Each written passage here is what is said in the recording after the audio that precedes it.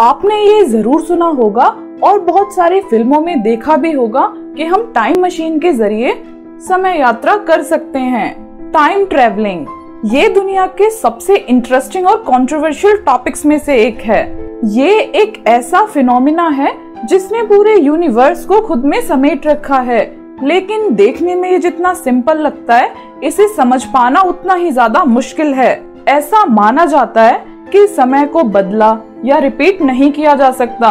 जो एक बार समय निकल गया तो उसे वापस नहीं लाया जा सकता। ना हम समय में पीछे जा सकते और ना ही हम समय में आगे जा सकते। लेकिन टाइम पर ऐसे इंसिडेंट्स, ऐसे व्यक्ति, ऐसे लोग सामने आते रहे हैं जिन्होंने ये दावा किया है कि उन्होंने टाइम ट्रेवलिंग की है। तो टाइम ट्रेवलिंग करने वाले लोगों पर बहुत सारे लोग इसलिए विश्वास नहीं करते क्योंकि उनके पास कोई प्रूफ नहीं होता। बट आज मैं आपको टाइम ट्रेवलिंग से जुड़ी एक ऐसी घटना के बारे में बताने जा रही हूँ जिसके बहुत सारे प्रूफ मौजूद थे। तो चलिए जानते हैं टाइम ट्रेवलिंग करते हुए कैसे हुई रुडोल्फ फेंस की मौत।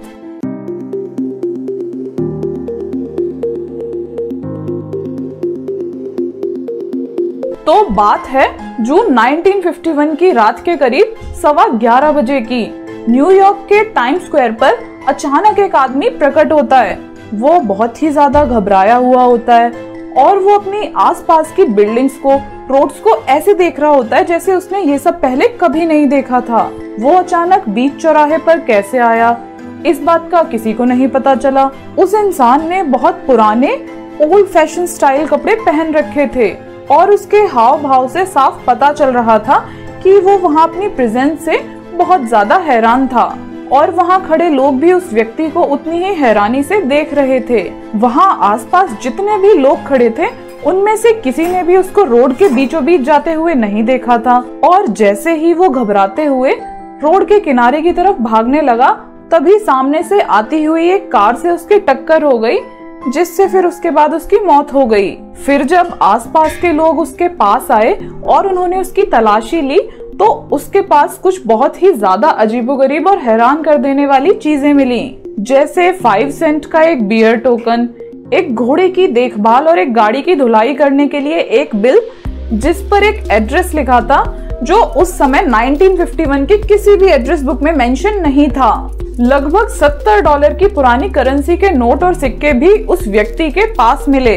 इसके अलावा एक बिजनेस कार्ड भी मिला था जिस पर नाम लिखा था डॉक्टर रुडोल्फ फेंस और उस कार्ड पर एड्रेस 5th एवेन्यू न्यूयॉर्क का था। साथ ही उसके पास एक लेटर भी मिला था और उस लेटर पर सन 1876 की स्टैम्प भी लगी हुई थी।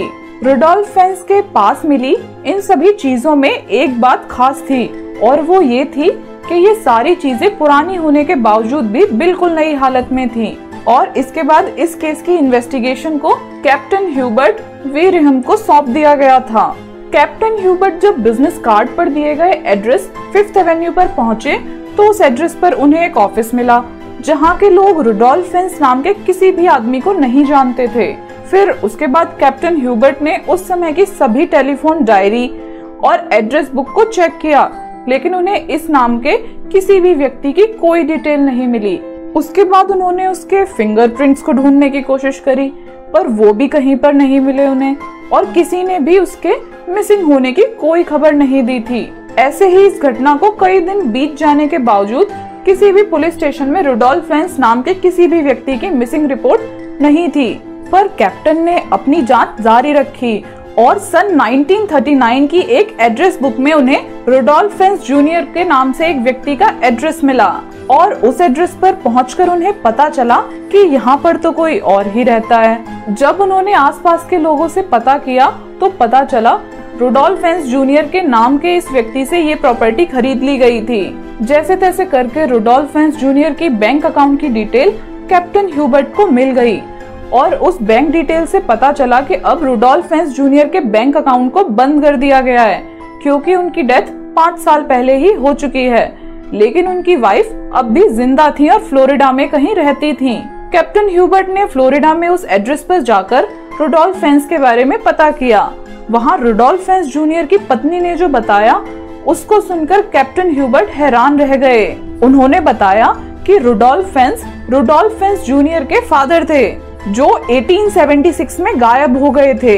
वो अपने घर से शाम को इवनिंग वॉक के लिए निकले पर कभी वापस लौटे ही नहीं। और ये सब जानकर ह्यूबर्ट बहुत हैरान हो गए और कोई समझ ही नहीं पा रहा था कि आखिरकार ये कैसे हो सकता है। फिर इस मिस्ट्री को और डीप में जानने के लिए कैप्टन ह्यूबर्ट ने सन 1876 की सभी मिसिंग रिपोर्ट्स के रिकॉर्ड को चेक करना शुरू कर दिया। और एक दिन उनके हाथ लगी रुडोल्फ फेंज नाम के एक व्यक्ति की मिसिंग होने की रिपोर्ट, जो कि 1876 में ही दर्ज कराई गई थी। और उसके बाद उन्हें विश्वास हो गया कि इस यूनिवर्स में सब कुछ पॉसिबल है। इस मिसिंग रिपोर्ट में जो पर्सन का डिस्क्रिप्शन दे रखा था वो 1951 में मरने वाले रुडोल्फ फेंज से बिल्कुल मिलता था, जिसमें उसका फेस, उसकी लंबाई, उसकी उम्र सब कुछ 100% मिलती थी।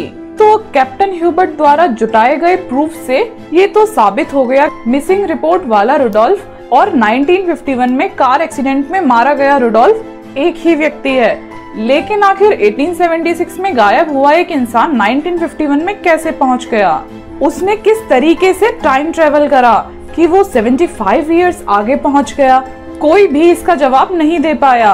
बस कुछ साइंटिफिक थ्योरीज हैं जो ये कहती हैं कि ये घटना टाइम ट्रेवलिंग से रिलेटेड हो सकती है।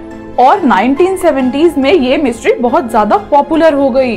कई आर्टिकल्स छपे, कई कहानियां बनी टाइम ट्रेवलिंग पर। तो दोस्तों, ये थी टाइम ट्रेवलिंग की एक ऐसी कहानी जो आज तक लोगों को हैरान कर देती है। आई होप आज की ये वीडियो आपके लिए यूजफुल रही होगी। हमें कमेंट सेक्शन में जरूर बताइए। और अगर आप चैनल पर नए हैं और आपने अभी तक चैनल को सब्सक्राइब नहीं करा है तो प्लीज हमारे चैनल को सब्सक्राइब कर लें। We need your love and support. और इस वीडियो को लाइक और शेयर करना बिल्कुल ना भूलें। Thanks for watching this video.